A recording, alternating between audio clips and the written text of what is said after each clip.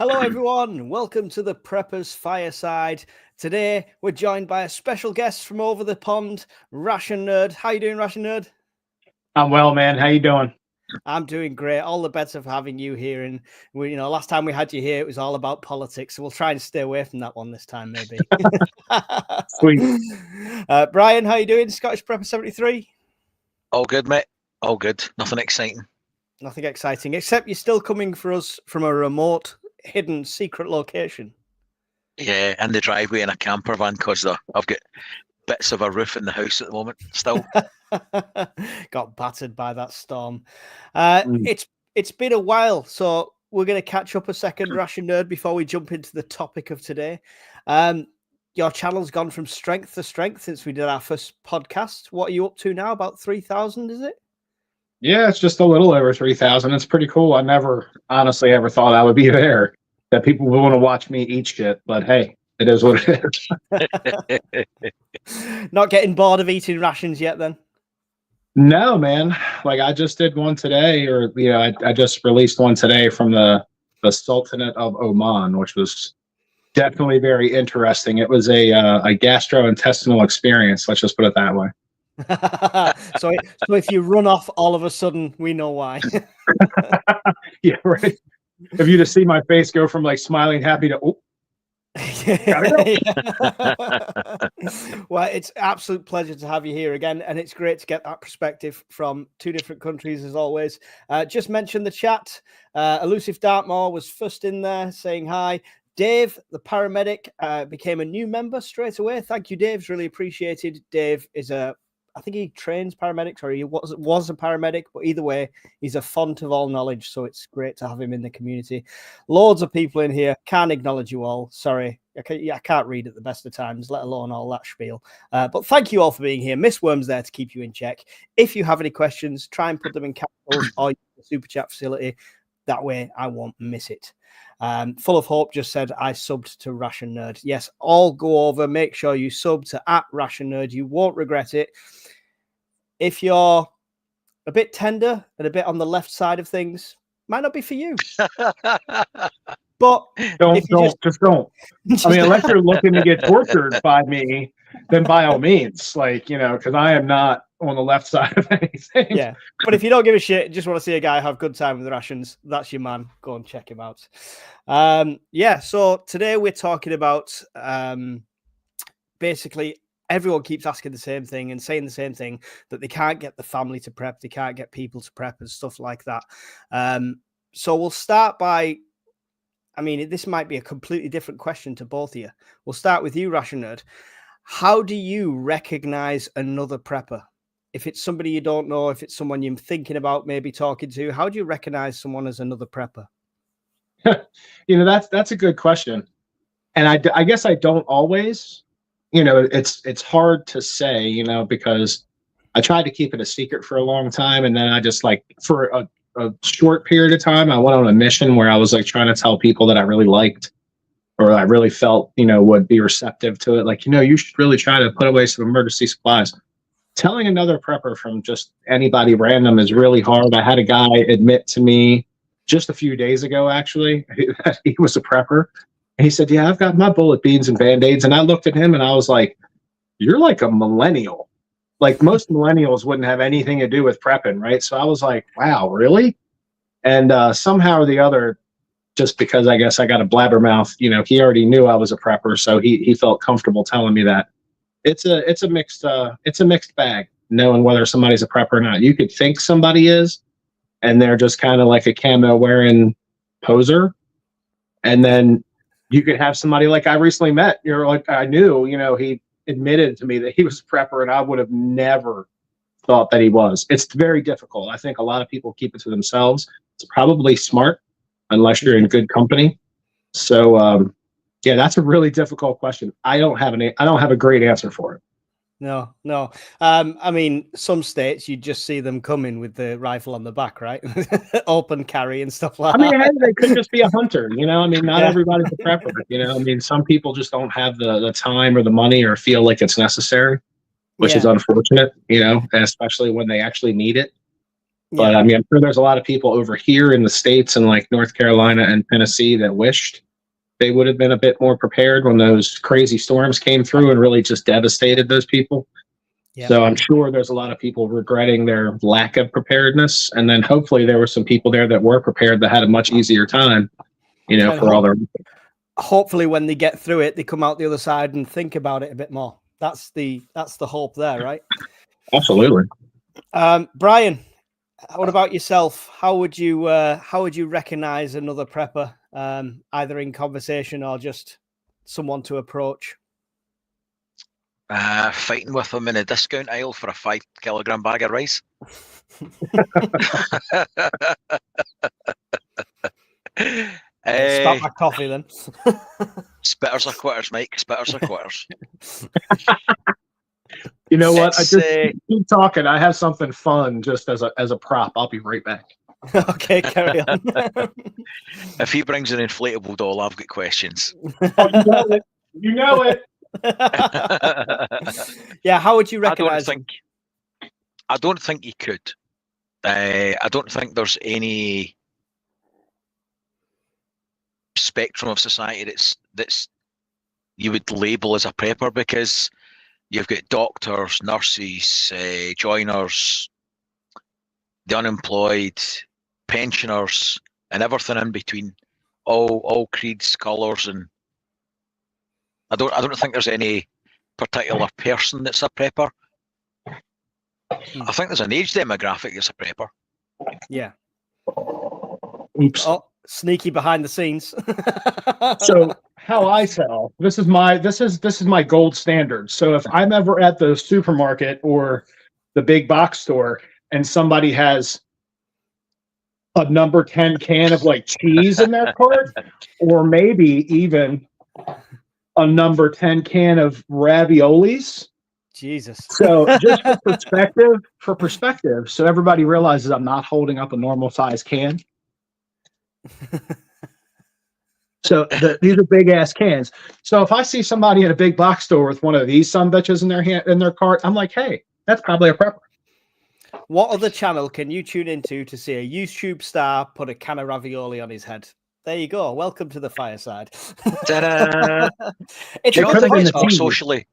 It's a really good point, though, because it's not just if you shop in them places that sell them kind of things and you're seeing other people stock up on them, you could probably tell instantly if they've got an Indian takeaway or if they're shopping for a school cafeteria. But if it's a selection like that, that's probably a good benchmark to think maybe they're preparing, right? Yeah, and before anybody picks on me, like, hey, why do you have a big bucket of cheese? Think about it. So I've been prepping for a long time, right? So all my bullets and beans and Band-Aids and all that are in vast quantities. So at some point you start to think to yourself, all right, well, what am I going to use to make all those beans and rice and all those really bland foods taste good?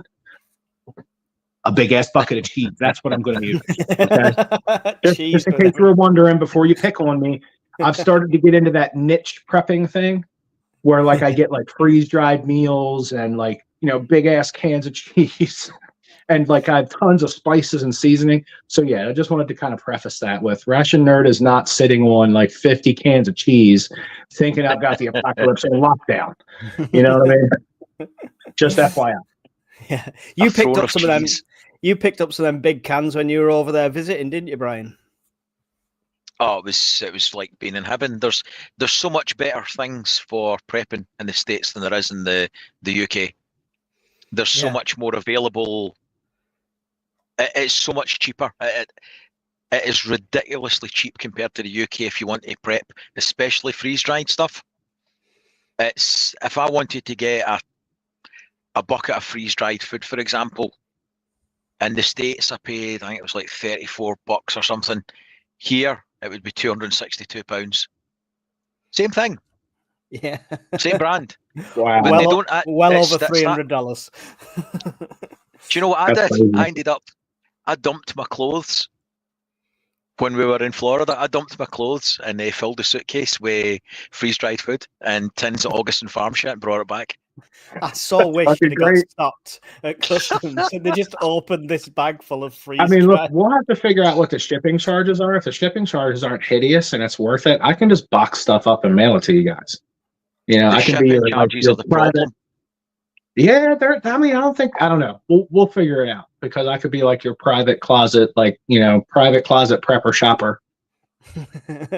You should have said that in private. Now you're going to have 91 people sending you a message. Could you just buy me this, please? I mean, you never know. It could be my way to retire, right? I'm just going to be like the intermediary between Augustin Farms and Mountain House and you know, the rest of the world. It'd be great. Yeah. Kelly's eye in the chat has followed up with a question, which is my follow-up question, which is very interesting. Why would you want to be identified as a prepper? Doesn't that make you a target?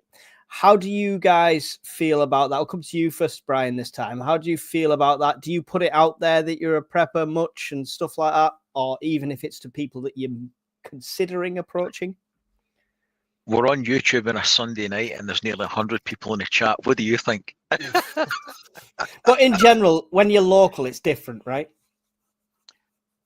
I never used to, but my mindset changed slightly, because I look at it as every person who preps a little is one less person that's going to deplete your stock by putting you in an awkward position of having to say no or have to give them some of your supplies. So it's one less threat. So it's self-interest. It's really self-interest. Every person that preps is one less person that could be kicking your door in and cutting your head off for a tin of beans. Yeah, yeah. Do you feel similar sort of way there, Ration Nerd? Do you tell people in general, or do you keep it to yourself?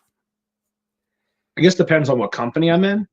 So I don't broadcast it. I mean, and to be fair, I mean, there's probably only a handful of Americans that are watching this right now. So for me, this is, you know, it's not a big ask, right? You know, I mean, like, you know, if a bunch of you guys came to my house in the middle of the apocalypse to try to steal my shit, you'd have a hell of a swim ahead of you. We all happen to be on holiday in the States, right, as it happens. Well, if that's the case, if it's like you guys, absolutely, you're coming along for the ride. You know, I feel generally safe in my security at home and stuff like that. So if somebody were to figure out, you know, that I was a prepper and it was, you know, the fucking grand apocalypse and they wanted to like try to kick in my door, good luck. Good luck. Like, my biggest thing is I'm gonna be you know how when people play golf they have a hard time choosing, am I going to use a 9-iron or a 4 or a driver? That would be my biggest concern. Like, which one do I pick? But we're not talking about golf clubs, of course. No, we're not. But I'm just trying to keep it, you know, you know, UK approved, right? So I'm going to have a hard time picking from my toolbox as to what tool I'm going to fend off the intruder with. So you know, it really is. It's kind of a mixed blessing. I agree with, you know, Scottish Prepper. Bringing the word to people is important, you know, just simply because the more people that are prepared, the less people that you have to try to take care of. And it makes sense, right? Especially if you're bringing that message to people that have open ears. You know, don't waste your words on somebody that doesn't want to hear it, you know, but somebody that is even mildly interested that you can convince to like, hey, have a week. Have 2 weeks of supplies on hand. So that way, if, you know, something happens, you can pick your something. It doesn't matter what it is. You know, it could be space aliens, war, famine, whatever. It doesn't matter. Pick your poison. It could just be a storm, right? Yeah. So, getting people on board, I think, is more important than trying to just be like a closet prepper. We'll follow that up with, what about when that is family? Or like very close friends that you want them to prepare? Do you tell them everything? Do you go into full detail with them? Is that like part of a convincing tactic for that, or do you just sit back and you're just taking care of your own?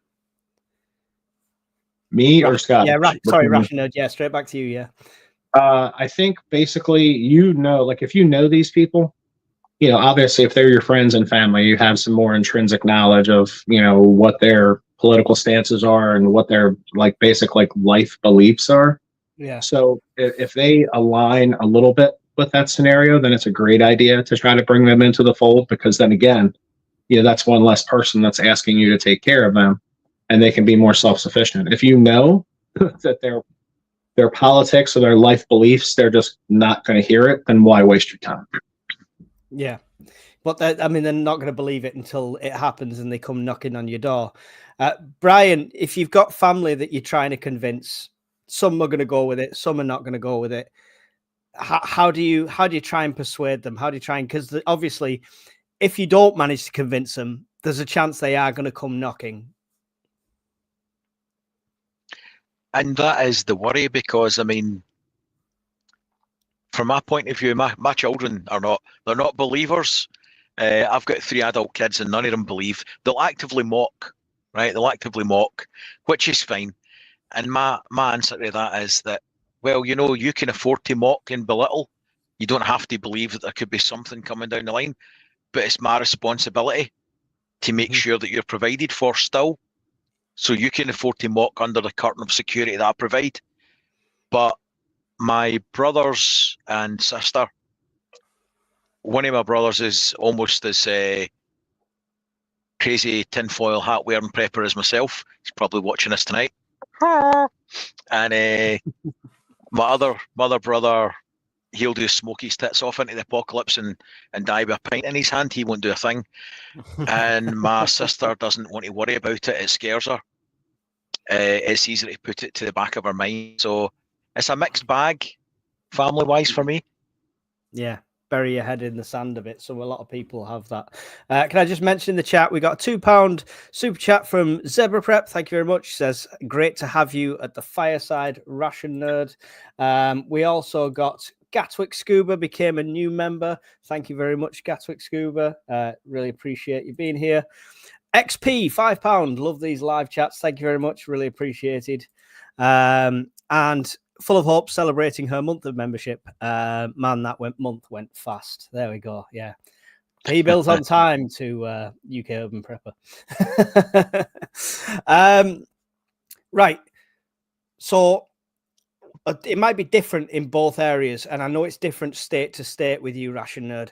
But why is prepping such a stigma still, even in the current climate, even with everything going on in the world? Why do you think it's still such a taboo subject or a fringe group as it is? In the US? Anyway, yeah, in the US for you, obviously. I mean, to be fair, in the United States, it's picked up a lot of steam. Mm-hmm. So it's funny for me, you know, I don't know, 15 years or so ago when I started, you know, preparing and really getting into that mindset, nobody wanted to hear it. Friends, family, nobody. Everybody thought I was batshit. And now it's like everywhere I go, I hear people talking about it. So that's actually kind of a positive thing. Like, yeah. I never started to become a prepper so I could be different. So if it's more mainstream, which it totally is more mainstream here now, lots of people talk about it. It's way more mainstream now than it ever was. So everybody knows about it pretty much over here. I would guess unless maybe you're in the sticks or something, in which case you're probably a prepper anyway, because if you live in the sticks, you kind of have to be prepared. But it's way more mainstream here now. So it's not as much of a stigma. Is that nationally or is it state by state? It seems to be. I mean, excuse me. The U.S. is big. So it's hard for me to say with any accuracy what's going on in every single state. But it seems to be, in general, there's a lot more people that are prepping here in the United States, and it's a much less taboo topic now than it ever was. Yeah, it's still quite a taboo here, Brian. Do you think we will follow suit with them? Obviously, last year we saw the first news report in a long time mentioning prepping, albeit not done very well. And we saw the government re-release or re-update their emergency preparedness website. Do you think it'll start to get that way where we become less of a taboo? I really hope so. I think with most things in the UK. What do you think? No, I think we're culturally different, and I think it's more socially acceptable in the States, and people tend to be not as reliant on the government to look after their needs, or trust that the government will look after their needs, as they are in the UK. I'll qualify that. In the UK, people think that if anything goes wrong, they will have to do something about it. Somebody will come and do something, right? It's always somebody else's responsibility. I think it's slightly, I might be wrong, you can correct me if I'm wrong, Ration there, but I think that culturally we're still very different in that respect, to our detriment. Yeah. Rift Security says, I've got family members that believe they will be saved because they are taxpayers, and others that call it good housekeeping and it's standard behavior. There we go. So, I mean, that's kind of what Ration Nerd was touching on, where people do live out in the sticks. They're kind of preppers, even if they never label themselves that way. And I think we do have that a bit over here, Brian, with farmers, albeit them trying to get rid of all our farmers. They probably are a bit more prepared in that way. They've not got a supermarket just around the corner sort of thing. So is it the name?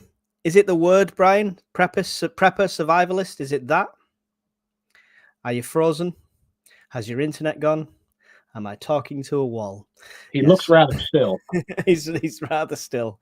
Brian's just he's either frozen or he's a really good mannequin. Yeah, he's just drank some Coke Zero for the first time, and he is in shock of how better than Pepsi it is. We'll see if Brian comes back anyway.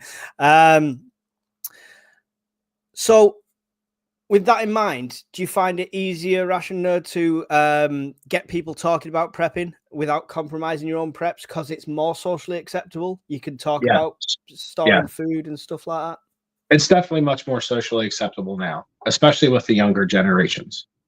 So it makes it easier. You know, it makes it a lot easier to start that conversation with people, because I think just about everybody knows about it, and whether they're on board with it or not, I think it's become more of a social norm. So it's not such a sketchy type of subject to talk about with people. So it does make it a lot more easy. And I think people have seen, you know, especially recently, like the California wildfires, the North Carolina, Tennessee storms, they've been able to see that nobody's coming to help. Like, yes, there will be some assistance, but that assistance will be poorly planned, really scattered, and not in any way, shape, or form everything you will need. So I think, you know, that teaches people a lot of lessons, because government is pretty hideous about, you know, really being there during a national emergency. They're pretty bad. Yeah. I think we've pretty much got the same feeling over here, that they're completely useless.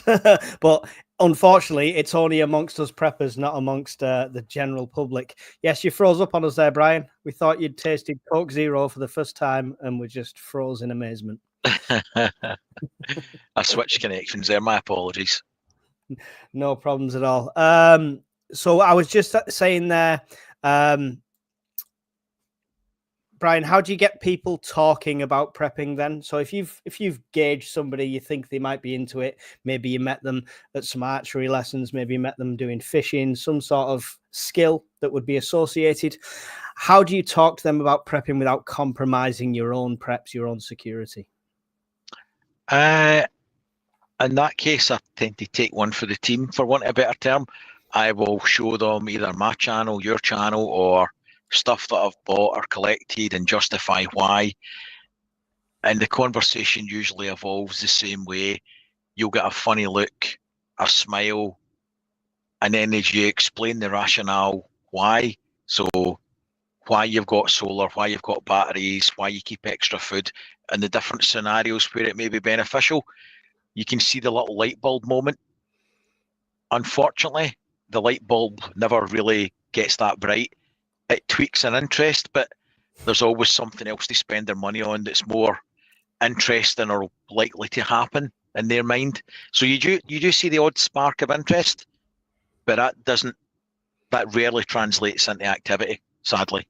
Yeah, it's not the cheapest hobby, as it were, if we want to class it as a hobby. But if you're going to spend that much on home insurance, car insurance, pet insurance, all this shit you don't need because nothing's happened right now, you are doing it just in case. Why wouldn't you spend the same on life insurance, lifestyle insurance, as it were, prepping. I agree. I try and sell it as dual purpose. So, or you've got a power bank.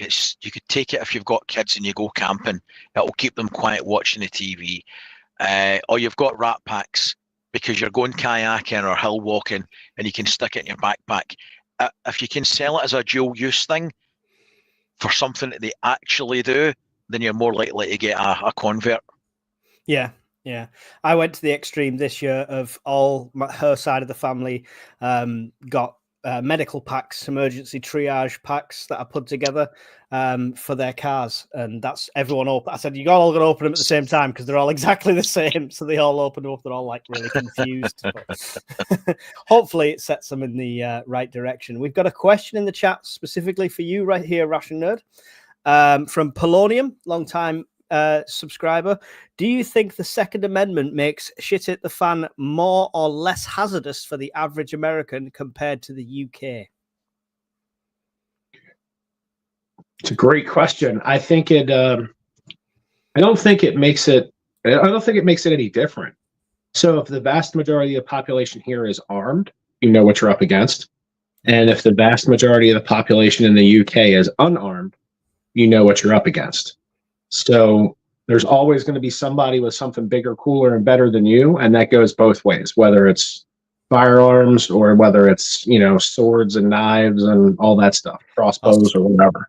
Sticks and stones, what we'll be left with after this. Whatever, yeah, right. I think it really is a matter of equal arms, right? So if you are if you're in the US and you own 0 firearms, then you're at a severe disadvantage. And if you're in the UK and you don't own some good hand weapons, whatever your choice is, if you don't own a bow or a crossbow or a machete or something crazy like that to try to have the same or better weapons, then you're at a disadvantage. I think the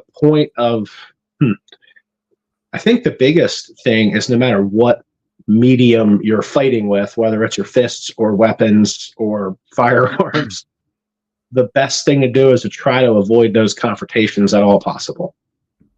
Definitely, 100%. So that's, it's really the same. It's 6 of one, half a dozen of the other. Just try not to get into a shooting match or a stabbing match or a clubbing match. If you can avoid those, that's right on point. We'll settle everything with a dance off. Hey, I'll lose all day. So I don't know if dance off will be the way I'm going. Brian, for me, I mean, we've got different circumstances and stuff like that. But for me, I think the Second Amendment is a great thing over there. But I think it would be a detriment over here because we've talked previously before we went live about the incident where that farmer shot 2 intruders and he got prosecuted and stuff like that. I think if you had the Second Amendment or something like that over here, it'd have to be followed with, actual freedom of speech and all the other laws that come aside it. We couldn't just turn it on, right? You couldn't. It would require a cultural change that I don't think the UK is ready or even interested in. It's very anti-gun. Even if you go, it's just totally different. Here we need to apply for a license, and depending what license you go for, the police will tell you what caliber you can have, how many bullets you're allowed to store, right, of each caliber. And if you ever put on your license app, and they'll come to your house and interview you, incidentally, as well. They'll come to your house, they'll interview you. They put a flag on your medical records with your general practitioner that this is a good thing. If you get diagnosed with a psychiatric condition, stress reaction, then the police will come and collect your firearms from your home, which I have got no issue with personally. But it's totally different. And if you put on your reason for it, you need a reason. If you put on your reason when you applied for, say, Section 2, which is shotgun, that you wanted it for home defence, you will never, ever, ever get that. That is not a valid reason to have it in the UK. You would never get your licence granted. Mm-hmm. Yeah. It's totally different culture. It's got to be clear pigeons or sporting and stuff like that. Although people think there's no firearms in the UK, you can still go and get a Barrett if you want a light 50 and own them legally in the UK. but you can't get a 9mm handgun. Yeah, you can. It's got to have a giant stock on the back and a huge silencer on the front. two ways you could get it's got to be over 24 inches in muzzle length, so they put a really big long fuck off barrel on it with a fake suppressor and a foregrip. It looks ridiculous. Or if you get a license granted for what they would classify humane dispatch for the killing of deer and horses and shit at the side of the road. But they'll only put, say it's a revolver, they'll put resin in it and you can only have 2 chambers in the gun. So it's really different. It's really different. Yeah. You ready to move to the UK, Ration Nerd? No. No, not at all. You're not fancy the Starmer communism over here, you know? Nope. I mean, hey, look, I have my problems with the United States. That's not, I'm not over here like, I mean, look, I love the U.S. We've gotten a lot of things right, and with the new administration coming in, there's a lot of problems being solved, but we're far from perfect. And everywhere, every country on the planet has its own problems, its own set of challenges. The United States is no different. Yeah, we got a lot of things right over here, and it really started to shift left there for a while. It was really bothering me, really making me worry. But I don't think that just because Trump is in office, all of our problems are fixed, and I can now just like sell off all my preps and, just live like an idiot for the rest of my life. It's certainly still, tenuous. Yeah. Somebody mentioned before, I've lost the comment. I do apologize. I think it was Kelly's Eye mentioned, is it political? Is it more the right side preparing than on the left side? I'd like to answer that of the case of, I think it's from all walks. And the only trend you will find is if right is in government, left will prepare more. And if left is in government, the right will prepare more. They're all preppers. There's preppers from every walk of life. So I don't think it's political in that way, but the politics that's happening at the time might dictate how much you actually prep. Yeah. Whether you're buying an extra can of beans every week or whether you're going filling up all the ammunition you could possibly get your hands on. That's right. 2 different ways. So, Rod Solar UK said, this topic is the main reason why I've never done YouTube videos. Everyone who knows you and sees your vids knows what you do and will come knocking. This is what, I mean, you've probably both had comments similar to this or trolls similar to this. I'm still waiting for that Ration Nerd episode of emails to Ration Nerd. I'm looking forward to that when it happens. But oh boy, you get this a lot. And is it hypocritical for us to talk about OPSEC? Yeah, all 3 of us have got our faces on here. Come to you first, Ration Nerd. What do you think? I mean, yours is hands, right? Nobody's going to recognize your hands, maybe not. I mean, look, it's the reality is, if we're really talking about the balloon going up, shit hits the fan, Mad Max, it's crazy, right? Mm-hmm. I don't live close to a city. I'm pretty far outside of the city. If you can get to me, and me, like I actually know you, I may help you anyway. If you're just some stranger, you will very likely die of lead poisoning. So that pencils can be dangerous. Yes, they can, especially at high velocity. So yes, there's always a modicum of danger when you put your face out there doing anything. But I think the reality of it is that the amount of benefit that we can bring to the community of people that are even mildly interested in prepping outweighs the little bit of risk. So for me, I'm not urban at all. I'm way more rural than anything. So for me, being out in a rural area, I can certainly see you coming. Good luck. I'll be awaiting because, I'm not bugging out unless I absolutely have to.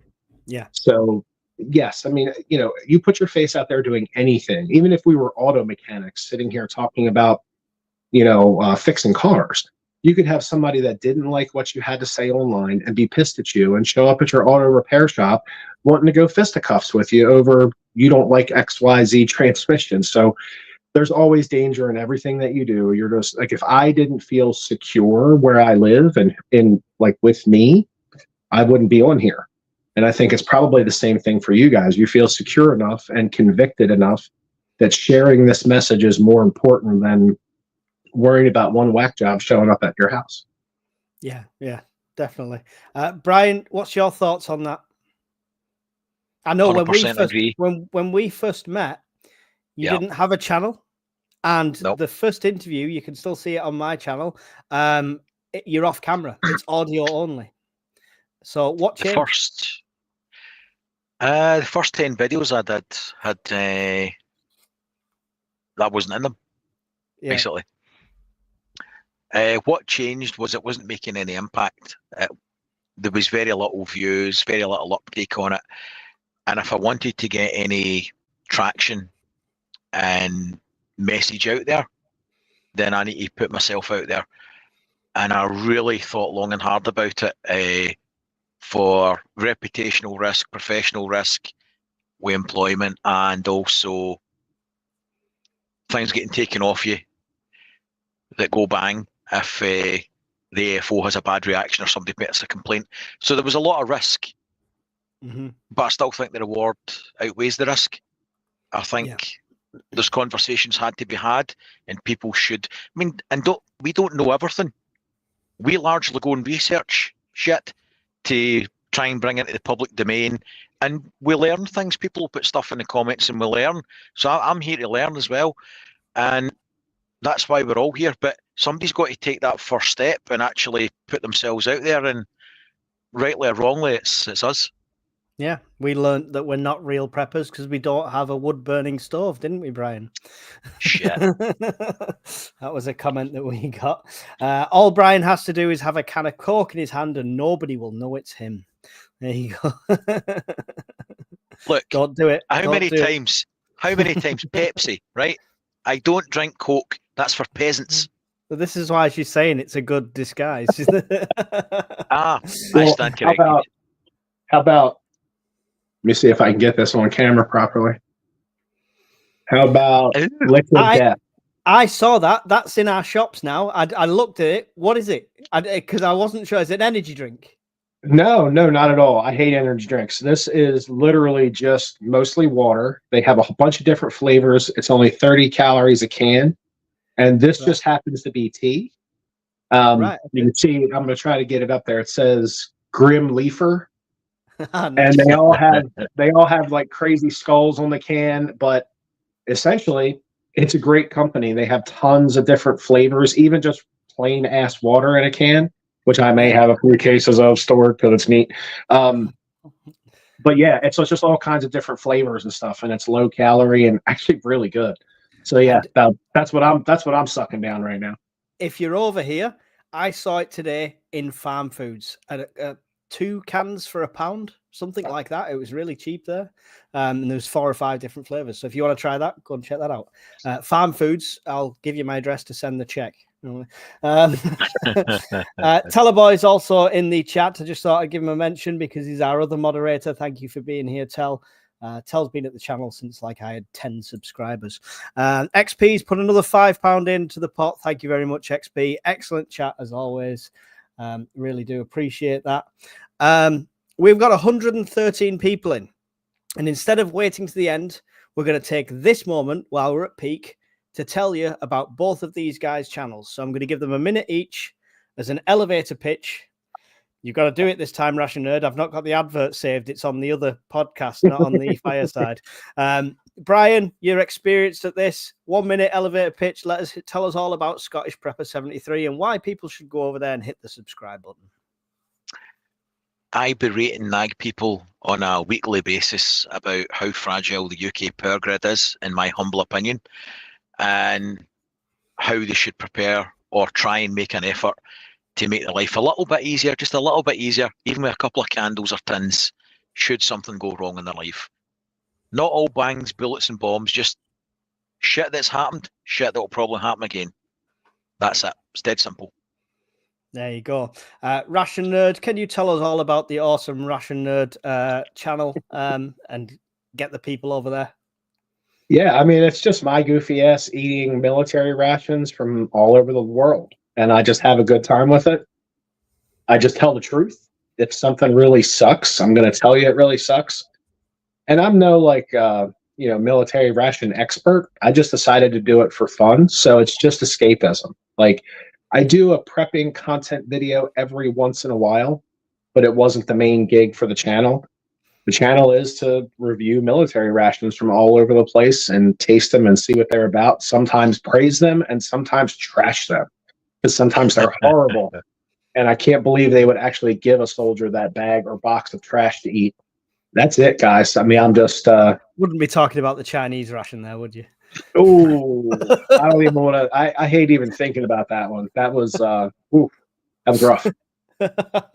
It's just a good time. I mean, it's escapism, like, I'm a little long-winded. My videos are a little bit on the long side, but people tell me I'm kind of funny, so that's what I do. Yeah, and he's very good at it as well. And even if you're not into the whole ration review thing, it's great research as a prepper, because you want to stock stuff like ration packs and stuff like that. Don't just grab the country you've got. There's ones from all over the world, different sizes, some packing 6,000 calories in there, into like mountain ones and stuff like that. So it's worth going over there for research purposes, if nothing else. And I guaranteed after a couple of videos, you'll be hooked anyway. So there you go. Don't forget Miss Worm as well. Go and check out her channel. She is our moderator. She does spooky stories, and she's just released a book on Amazon that you can buy now. Released her own book. So well done, Miss Worm. Awesome. And yeah, we'll get hopefully get people over there as well. So I wanted to do that in the middle, because we always wait to the end and there's like 60 people left, because like 40 of them fell asleep, because the average viewing age is like 50 to 70-year-olds. Right. Moving on with this subject. I don't know who we left off on, but we'll start with you again, Ration Nerd. Are non-prepper friends and family welcomed after the event at your door? I mean, look, it really depends on how much I care about them, right? I mean, look, how do you make that decision, though? I mean, it's going to be my decision, like, and it's going to be made, based on my relationship with them. Look, you can't bring anybody into your home that you can't trust. Like, I try not to do that on a regular basis. Like, shit hits the fan or not. Like, if I don't trust you, I don't want you in my home. So if I don't trust you, then you're not coming in whether shit hits the fan or not. So you're certainly not coming in if shit hits the fan. You're out. You do have to make those kind of decisions. Like, if you can't just take everybody, first of all, you don't have the square footage to take everybody into the place that you live. So you have to make a realistic, decision on how much provision do you have, how many people can you take care of, how many people have you planned on taking care of. If that number is 0, then you can't let anybody in. So you're going to have to use your best judgment, and that's really, because look, once somebody comes in, it's not like you can say, well, you can just stay the night and then you got to go. That shit's not going to work. Never happens in the movies, right? No. Like, if shit has actually hit the fan, once somebody's in the door, it is going to be really difficult to get them out without violence, right? Because they're not going to want to go back out into whatever it is whatever shit that hit the fan that is still outside your door. They're not going to want to just walk back out into it. So that's a really big moral dilemma that all of us are going to have to face if that time ever comes. Yeah. Brian, what's your thoughts on that? I assume it's very similar, but how do you have them conversations? How do you turn away family at the door? I don't know that I could, if I'm being honest. I genuinely lose sleep on that one. That keeps me up at night, and that's why I'm here. That's why I do this. That's why here talking to you guys on a Sunday night. Hopefully the message will get through and they'll change thought processes, but I don't want to think to have to turn anybody away. I don't know. If it's a stranger, they're not getting in the door. I'm sorry for you, but you're not coming in. Yeah. Family, I'll overstock for things anyway, and it's highly unlikely I would turn away family. Yeah. I don't ever foresee that happening. Yeah, it's difficult, isn't it? Because it might be but a cousin it puts pressure on us. Yeah, it's not might be a cousin you've not seen for 6 years, but they'll start pulling at them. Oh, do you remember us growing up together and all that lot? Yeah, you were a dickhead then as well. You're not getting in. But I you not think saw. it puts pressure, Mike? Yeah, definitely. I mean, I'm kind of in a lucky situation right now where it's going to sound horrible. I'm going to sound really evil, but I'm in a place right now where my family's far enough away that they wouldn't make it here if it was true shit at the fan. Hopefully they take heed and they prep. And I know my mother doesn't think she's a prepper, but I did a little tour of her house and she is. She just doesn't know it. So I'd like to think that they would be all right for a while, but I'm in a position where they're not very close. And it's whether they'd actually think about even turning up is the other question. That might change shortly, but we shall see. I did see, let's get your thoughts on this. I did see, I can't remember the prepper, Idaho prepper. That's the one. He prepped boxes. Saw that. That was a good idea. And a shotgun and a bit of ammo as like everything you possibly need, like a bug out bag, but in a box, possibly with a firearm, without a firearm, depending on where you are. And he had these stocked up. So if cousin Joe comes, or this, he might have 5 or 6. The first ones that come there, he'll say, you can't come in. I can't help you. We've only just got enough for ourselves. I have got this. That's everything you need. I'll give you all this, but don't come back. What do you think about that side, Ration Nerd? Do you think that's something you could consider? Oh, absolutely. I mean, look, I'm not saying I'm heartless. I have a lot of preps, so I'm in a good position that I could help people. And I've always wanted to be in that position, to be able to be helpful to others. It's not a matter of I'm just going to board myself up in my house and never help another soul. It's really going to dictate, the situation is going to dictate how many and who, would be able to be brought in, and trust is certainly a big issue in that. But yes, like I actually have a lot of spare medical stuff, and I would certainly be as generous as humanly possible. And that's all going to be situationally dependent, right? Like, what is the situation? Like, are we talking about the world, the true end of the world as we know it, as in as far as you can tell, there's never going to be another grocery store to go to? Let's think 1 second after. Let's think EMP. Let's think everything's down. It's going to be a bloody long time before they get it back going. Okay, so as far as you're concerned, there's never going to be another grocery store to go to, because that's not that really we know of. Yeah, right. Yeah. So at that point, it really is going to depend on the situation. If the situation is society has just completely collapsed and it may not even be rebuilt by the end of my lifetime, I'm going to have to be way more judicious, to say the least, with what I give and to who. And the people that I take in are going to have to provide some kind of value. There's going to have to be a value exchange. If you come with nothing, then you have to be of use. Yeah. And that sounds cold-hearted, but realistically, like the people that I have in my home with me, that I've decided that those are my first priorities as to who I take care of, you have to think, how much food am I willing to take out of their mouths to help someone else? That's a hard decision, and it can be pretty brutal to think about. But reality, reality is reality. It's going to be situational. Yeah. Yeah. In that situation, then would you say that you'd be looking to take more people in because you've got that community and the safety in numbers in that way, Ration Nerd? Sure. Like I said, but you're gonna have to be of some use, right? Have to. Like, just because you're like a family member that's elderly does not mean I wouldn't take them in. But there's always a way. Like, if you're like, I would not take in a relative or a friend that I know would just be a freeloader. Yeah. Like, I'm sorry, it doesn't matter how much I care about you or not. If you're a freeloader, the door is closed. If you're 90 years old, but you have a wealth of knowledge in your head and you'll help out in any way that you can, then you're coming in. That's really where it's at. If you're worthless and you're just a freeloader, I don't care how much I like it or how you're related to me, the door is barred. But if you're useful, then and I have the provisions to help you, then yeah, absolutely. Yeah. Brian, similar sort of scenario then. Maybe not an EMP in this country, maybe just next month when we run out of power, because, it could be happening. What's your similar? Is it the same sort of thing? Do you want to just protect your own? If things aren't coming back online quickly or ever, then you would have to be a bit more hard-hearted, or your immediate family is going to suffer, potentially lethally so. They might starve to death because of your poor choices early in the game. So you're going to need to think about their safety early doors for the long term.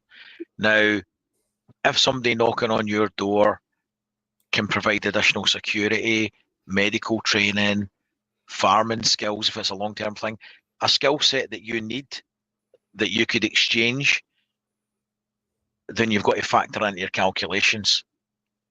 So it's a difficult one, but I think, like Rationerta just said, you've got to make that risk assessment. What do they bring versus taking food out my family's mouth, potentially to their detriment? They might die. You might starve your family to death with a poor judgment call. That's a horrible situation to think about. Absolutely horrific.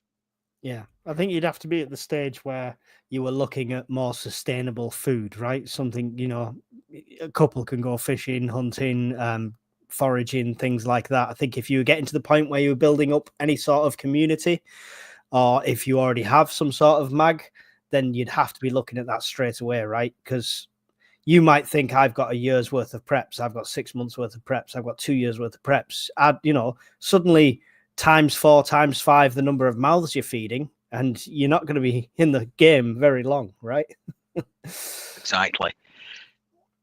But if people actually start to collect and exercise some personal responsibility and buy a few things, add a few things every week, every month, then it takes the pressure off of you, me, and everybody else.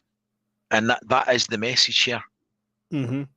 Yeah, and it's conveying that message that this whole subject is about, which is the difficult one. It's, do you put yourself out there? How do you approach that? I put together a little list of ways you can convince. Feel free to jump in or say that's ridiculous, but real world examples would be my first one. We've all been in lockdown situations in not long ago history, and obviously the further back you go into history, the more stuff you can see going on. Emphasis on peace of mind over fear would be the second one. It's insurance, right? We're selling insurance. Nobody likes insurance salesmen. I don't know why I said that. But the difference is we don't want your money. Yeah, we don't want your money. We just want that. We want the peace of mind that you've got the peace of mind. That's the thing. Yep. Yeah. Lots of people say making it a family activity. Quickly go around the board here. I think we've all probably a similar mindset on this, but I've took the kids camping. I've not let them have all the technology. I've let them actually cook stuff on the fire themselves, even at a young age. For me, that's preparing them without scaring them. Something you've done, Ration Nerd? Yep, absolutely. Yeah. The more you can get your family on board and involved somehow, some way, doesn't matter what part of it is. Whatever part of it you can get them involved in, especially when they're kids, getting them in that mindset at an early age is fantastic. Yeah. And that's the way to do it. If you can get your family on board, whether that's, wife and kids or whatever, do it. Get them on board. Get them thinking about it. Make it fun. Find a way to make it fun for them. That's it. Brian, did the missus find it fun when you cut the power off for 48 hours? As time went on, she wasn't as keen at the start. She puts up with a lot of shit with me. I'll give her that much. She puts up with a lot of shit. I waste a horrific amount of money on what people would call crap. But I think if your partner is on board, or at least doesn't block your activities when you're prepping, is a huge thing. They might not be supportive, but see if they don't get in the way. That's a huge thing. That's half the battle. But yeah, that was interesting. That was a good video. That I enjoyed that one. Did you do the camping thing with the kids when they're younger as well? Do they know how to survive if they were out in the wilderness? Oh God, no! My kids would be eaten. My kids would be eaten by a hamster on day one. My son, as much as I love him to bits, he couldn't hammer a straight nail on a plank of wood. He's got an honours degree and he couldn't put a plug on a flex. He's just pretty sure he's adopted, but no, I'll take the hit and the girls. But this was the attitude though. When you're trying to explain things to them, how the power banks work, how to use medical kits, different things. Oh well, we don't have to. That's what you're here for. Yeah, but I could be dead. Mm-hmm. I might be working away from home and can't get there. So yeah, everybody needs to know what to do. Yeah. Well, she's going to Florida instead. She's not getting new windows, Miss Worm. One good thing I have to just interject with real quick, if you have a significant other, whether you're the man of the house or the woman of the house or whatever, and you're kind of like covertly storing things, or they know you're prepping and they're not necessarily on board with it, try to figure out what they run out of on a regular basis and store a bunch of it. So that way, like if your significant other always runs out of coffee creamer or runs out of anything, they're always like, oh, I forgot to get such and such at the store. You can say, oh, wait, I have some of that downstairs. I'll go grab it for you. And then you go, and then suddenly there's this value in it to them, right? Yeah. And they'll be coming to you. Everyone's like, do you have an extra can of corn? Because I forgot. I got you. No problem.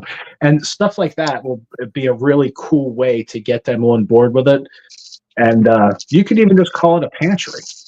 Yeah. You don't have to call it your prep or stock or whatever. You can just call it a pantry. Look, I'm guilty as charged. I have not felt like running out to the store and said, well, I'll just go grab a can of this or that out of my storage because it'll stop me from having to go to the store. And I always replace it, but there's nothing wrong with that. It's a great way to get them a little bit more on board with it.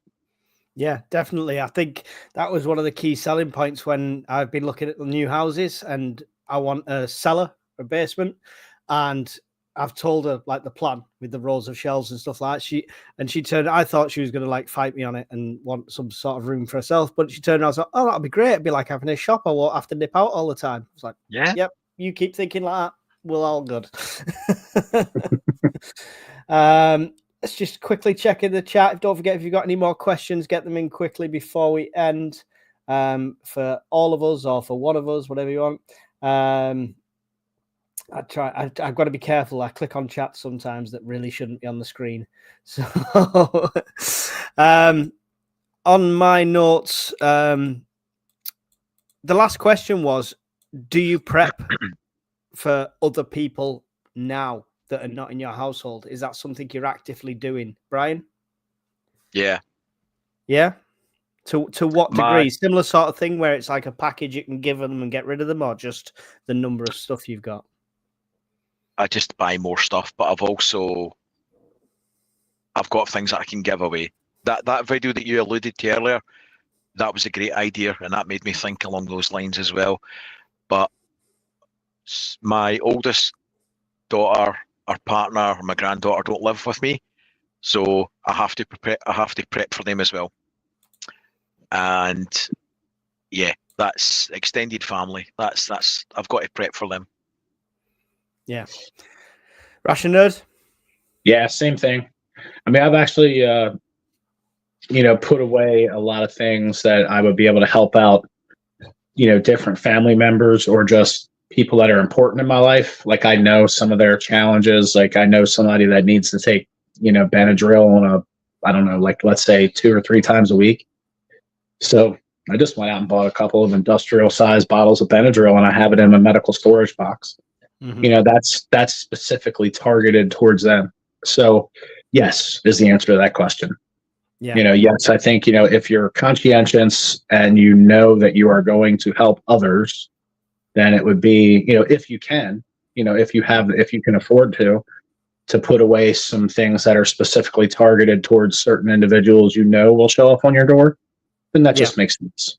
If you can, but by all means, if you can only afford to just store food and, you're just starting out on this journey or whatever, then, that's not something you can worry about right now.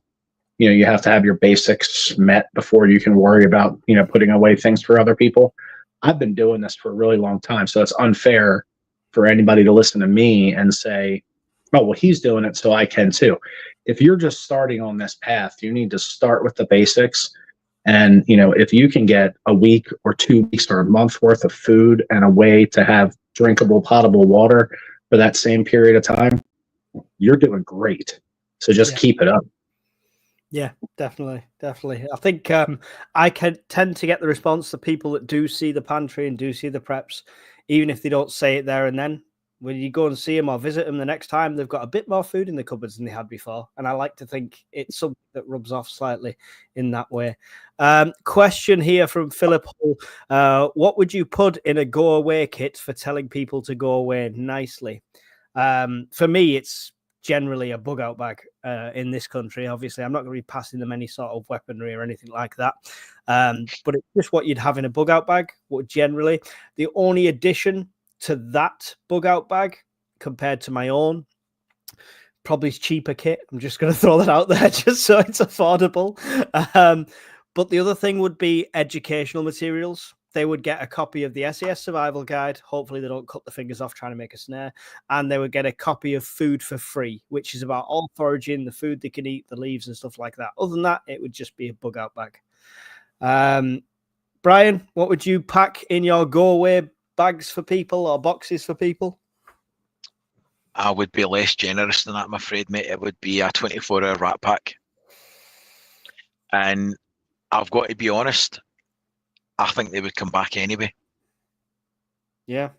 Human nature being as it is, as you're passing them the food for 24 hours, hand on heart, that person's coming back. If they're hungry, they're coming back in 24 hours. The big worry is that somebody sees them leaving with food, or they tell somebody. That is my biggest concern with being the Good Samaritan. Yeah. That you make a rod for your own back. Yeah. Ration Nerd, what do you think? I think no matter it's a damned if you do and damned if you don't situation. Yeah. So I think, unfortunately for us, as people who are more prepared than your average bear, security has to be one of our biggest concerns, because it seems to me that we're three relatively generous people. Like, we're going to try to help people. And with that comes a lot of risk. We have zero responsibility to help anyone we didn't want to, but we probably will. And we probably will take the risk that's associated with trying to be kind and generous and help someone. But I think we have to have our security locked down pretty tight. If we don't, then practicing that generosity could be fatal. Yeah. So I agree with Scottish Prepper. No matter what you do, no matter what you give, no matter what you have, I certainly wouldn't hand them a firearm so they could turn around and come try to take my stuff. I would likely give them a good bit of very calorie dense food, and maybe something like a tarp, or to try to make themselves some shelter. Just random, not random, but very basic survival items. But it's always a catch-22. I've cracked it for you, Ration Nerd. You just have a stockpile of them Chinese ration packs, right? And anybody that comes for help that you don't want to come back again, there you go, enjoy. Yeah, I mean, that would certainly be a way to get them not to come back, because they'd be off somewhere getting food poisoning. Let me tell you what, that was a rough 24 hours. It was bad. It was bad. I'll bet. With that in mind, this is just an open floor, so jump in either of these if you want. Do you think it would be better to offer that help and be starting to think about a barter system? Because if they just get something for free, they might come back in 24 hours. But if you're taking something off them, they've got to offer something. You've got to take, exchange. Maybe that would be more beneficial and less detrimental. What do you think about that? Anyone? Scenario dependent again, though. It's all scenario dependent. if it's somebody who's immediate family and they're rocking up with the kids in tow, tugging at the heartstrings, that's a shitty deal to try and turn them away. But by the same token, if society's broken down and their only skill set is that they sell records in Asda or something, right? They've got no practical skills to offer. They're coming back when that food runs out, unless somebody eats them. But they're coming back. But it's not better to take them in at that point and make them earn that food? All they are, if they've Take got no these skills, 15 buckets down to the river and fill them up and bring them back. You want to eat this week? Labour is an extra set of hands has got value, but unskilled labour is relatively, common. Skilled labour, that's something else. Mm-hmm. It's going to be a balancing act, and again, there's limits to what the three of us can actually stock at home. You've only got so much shelf space. Mm-hmm. There's only so many people you can help. So which brother, sister, close friend, when do you stop helping them? We've taken those two in, but the other three that are waiting, well, bollocks, you're not getting in the door. I'd much rather they bought some shit now and it didn't put us in that position, hence why we're chatting about it. Hopefully, yeah, yep. That's the biggest goal, right? Ration Nerd, any thoughts on bartering instead of just giving stuff away? No, I think it's the same. It's the same. You could have, because those same people that came to you in the first place are going to come back. And how much do they actually have to barter? I mean, realistically, by the time they made it to me, they've expended a whole lot of calories.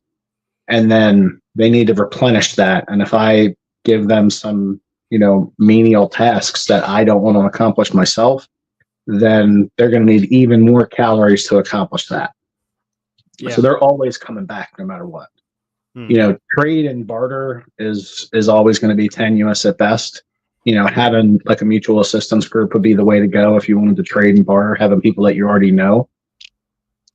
But at that point, what do you really have to trade and barter with them? I mean, if you're all at the relative same level of preparedness, you wouldn't have much to barter with one another. I think no matter what you do, like as a prepper, as a prepared person, whatever you want to call it, when you start helping other people that are not in your plan, that you've planned on helping, then it's a scary road. Yeah. I mean, no matter what you do, like when you turn people away, they could still come back. If you help them, they could still come back. It doesn't make much of a difference. It's a really screwed up situation, no matter how you paint it, no matter what the circumstances are. It's always going to be tricky. Yeah. Here's a scary thought. So you give them food and they're away in a tunnel eating it or something, and somebody comes over. Where did you get that? Or they threaten them with violence. Please don't hurt me. I'll show you where I got it. And they bring even more people, a greater threat level to your door. It is just a horrible snowballing situation of shit. And I've thought long and hard about it. And mate, I don't have an answer for it. I don't have a good solution. I really don't. Yeah, work in progress. So you guys get your ideas in the comments, because we always learn from you as well. So if you've already got a plan in place for something like this, probably not in the live chat right now because we're just about to end shortly, but get them in the comments afterwards. We'd love to hear them. One last question, guys, because we're trying to convince people or tell people how they can convince people to prep. We always talk about how expensive it can be, especially if you're Brian and you've got enough power banks to power half of England, and enough free bentos to feed an army. But other than that, there's financial benefits, is there not, Ration Nerd? Is the financial benefits to being a prepper? Absolutely. I mean, well, you think about it, I'll try to keep it brief. You could lose your job. So if you have let's say you have a year's worth of food, mm-hmm. and you can barely, you have to take another job that pays you a whole lot less. And at that point, you're just barely making your utility bills, whether it's mortgage or rent, whatever it is, you're barely making those bills. You have a year to figure it out because you can still eat.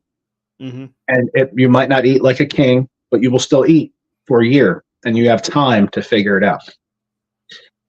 So I think those are the type of things that you can really convince people with. Yeah. You know, like it's not so much, the aliens are coming or nukes are going to go off or whatever. I think that's my main selling point is I tell people that. Like, look, what happens if, you're out of work? At least you can eat. Yeah. So if you're getting unemployment and that just pays your mortgage or just pays your rent, at least you can eat. Yeah. Because it's one less thing you have to worry about. And if you're smart enough to put away a year's worth of toiletries, soap, shampoo, toilet paper, all that good stuff, then not only can you eat, but you can also be clean for a year and without worrying about that. So it's one less thing you have to worry about getting money for. I think that's probably the most powerful argument to people that don't think about prepping. You just basically say, look, it could be a financial insurance policy for you. If something happens, you have everything, all your basic necessities covered for a year. Mm-hmm. Yeah. I think that's probably the strongest selling point I can find for people that don't believe anything bad's ever going to happen to them. Yeah, it's a great one because it's stuff that happens every day. I'm eating preps at the moment. She's got 2 weeks before she starts this job, 2 or 3 weeks. So I'm doing that, and it really does help because it just frees up the money that you need for the bills and stuff like that. Brian, any other financial benefits for people for prepping? Yeah, food doesn't get any cheaper. Food inflation last year was 16%. So on average, some stuff was doubled. when you're going into a supermarket and they've got butter with a tag on it to stop you stealing it, that's when society's got a problem, right? That's an issue. So, like Rationair was saying, point out the financial benefits. The big problem is if you keep it all fear-mongering, doom and gloom, people switch off because they don't want to face that something bad could happen. It's easier to ignore it than to prepare for it. Keep it light-hearted, make it fun. Prepping is generally fun. It gives me an enormous sense of calm and satisfaction knowing that I've made a bit of provision for my family. And I hope others get the same sense of satisfaction and comfort out of it because you're buying an insurance policy and it doesn't have to be loads of power banks. It could be candles and a couple of tins, but it should be fun. Yeah, definitely. I mean, the only thing I'd add to that is bulk buying as well. I find as a prepper, it's a good way to convince people. It's like, if I go to wholesalers, I go to near date wholesalers as well as proper ones like Booker's and Macro and things like that over here. I know you've got loads of different ones over there as well, Ration Nerd. But when people come round and you tell them that I paid like 50p per can for this thing and it's £2 in the supermarket because I bought 48 of them, it can be a good selling point. And I think buying in bulk is a good way to get them started on that journey because as soon as they start buying in bulk, they need to find somewhere to put it. And suddenly they end up with a pantry and then they've got empty shelves in the pantry, so we may as well fill them. So I think it does snowball in that way as well, and it saves you a fortune. I think, Kelly, I had a few questions, mate, that we missed. He was just pointing them out to Miss Worm. All right, have a quick look. 1 second. Tellerboy just acknowledged super sticker $9.99. Thank you very much, Tel. It's really appreciated. And Robert McNamara, he's from your side of the water there, Ration Nerd, to give us $5. If awesome. Bank of England keeps going the way it is, that's probably about 20p in English money. Every bit helps. Every bit definitely does help. Sorry, Brian, did you find them? I've got his question here about community prep in action. Is that one? Yeah, that was one of them, and I think there's a couple after it, but that was the first one. We'll try and do them quickly though, because I'm conscious I'm keeping both of you past time. Does anyone have any community prepping action? We have a local system for preparedness, a resilience club, so to speak. For me, I'll answer nothing immediately around me. The whole point of this channel and one of the sub points of this channel is building a network that I can rely on in all different places around the country. Hopefully I never need to call on them, but there's people there that I know I could trust and help, and they help me in likeness. So I'm trying to build that, and I think when I move, I will make more efforts to make that local. Ration Nerd, do you have a group or do you have a mag or anything like that? I have a network of people. Let's Mhm. put it to you that way. I mean, I don't call it a mag or whatever. I have a network of people that would definitely be. There are a few individuals that would be at my door, and I'm planning on them being here. So Okay. the answer to that question is yes. I would love to I would love to be able to do some community outreach in that area. That's something that I haven't figured out yet, how to do that without, painting a big red sign on my front door. That's a little bit tough, trying to get the people that, live directly around you say, hey, I've got all this stuff. You should have this stuff too. And they say, no, I'll just let you have the stuff and I'll come get it when I need it. So that's a little tricky. It's a little tricky. Everybody listening should be careful with that. Find people that you trust and bring them into your inner circle, and those are the people you need to rely on. Yeah. Brian? Short answer, no. There's no mutual assistance groups. I've got my brother and his family his family mock the shit out of him, the same as mine do with me, my children. But he's very much of the mindset as myself, and he buys similar sort of crap. So we're in the same wavelengths, and I think that would give us a good base to start from, should we need it. And he's relatively close by, certainly walking distance if we had to.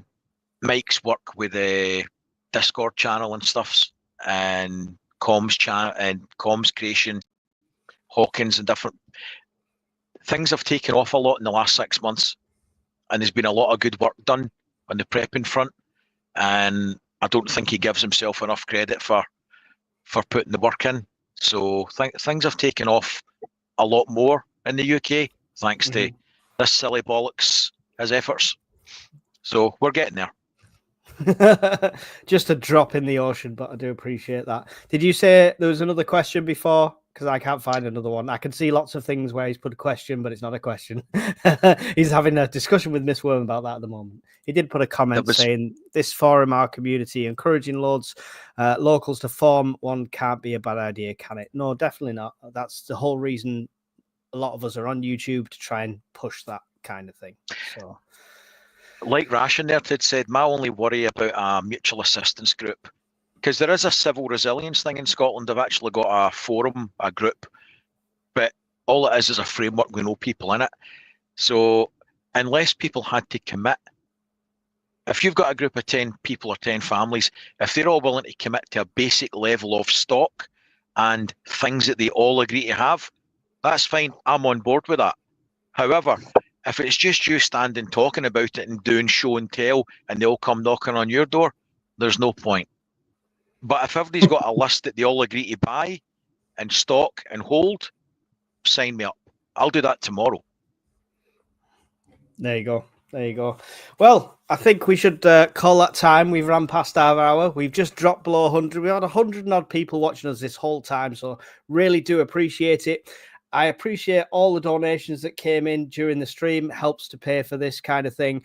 And big shout out to Full of Hope, who sent me a PayPal donation just towards the end as well. It really does help out. And what else you could do? That's a can-do attitude. It's getting a bit cheesy, this. What else you can do? The one thing you could do for me for this video is, liking all that is all wonderful. Donations are all wonderful. But the only thing I ask you for from the Fireside is go and check out this channel at Ration Nerd. Subscribe, watch the videos, show him some love. Go and check out Brian's channel at Scottish Prepper 73. Watch the videos, show him some love. We link all the channels in the description. They might not be in straight away because I go live last minute and I'm running around like a blue ass fly. But as soon as we finish, I'll put the links in there. But at Ration Nerd, at Scottish Prepper 73, if you do nothing else, go and subscribe to them and show them some love. Any final thoughts and goodbyes, Ration Nerd? Man, everybody be well. Prepare, think about it. If you're not doing it, prepare, be well, enjoy your time with your family, because you never know. Maybe shit does hit the fan tomorrow and you'll regret not spending time with your family then. So just live your life, be happy, and prepare. And come check out a video on Ration Nerd. There you go. I wish I could. I wish I could play the advert and show you your legs getting waxed again. But if you want to know what I'm talking about, you're gonna have to go over and subscribe and see that over there. That's me and my great ideas right there. Brian, any final thoughts and goodbyes for the peoples? No, just good to see Ration there again. It's been a while, and as always, I'm blown away that over 100 people spare over an hour of their time to sit and listen to us talk a lot of shite for over an hour. It's it makes me happy, so it's good. It's good to see. Thank you. It's good stuff. And from me, don't forget, like, subscribe, all that wonderful stuff. Go and subscribe to these guys. Everything. There's loads of stuff. Everything. Miss Worm's linked everything, so I don't need to say anything. Big thank you to Miss Worm, Tellerboy, our moderators, and Hawkins in there as well, all moderating the chat and giving up their time for this as well. So from me and the Fireside, we'll see you in the next one. Goodbye. Round the fire, warm and bright, stocked up food for the night. Got our plans set in gold for the days when it's cold. Tools and gear stacked up high in the cabin we reside, listening to the winds howl, prepping for the morning's prowl.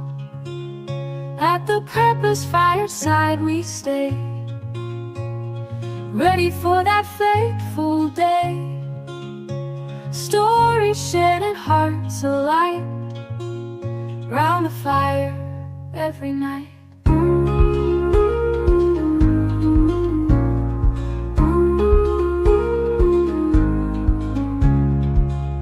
Water stored in jugs and tins, bunkered down through thick and thin. Maps and routes all drawn and laid, preppers live unafraid. At the purpose fireside we stay, ready for that fateful day.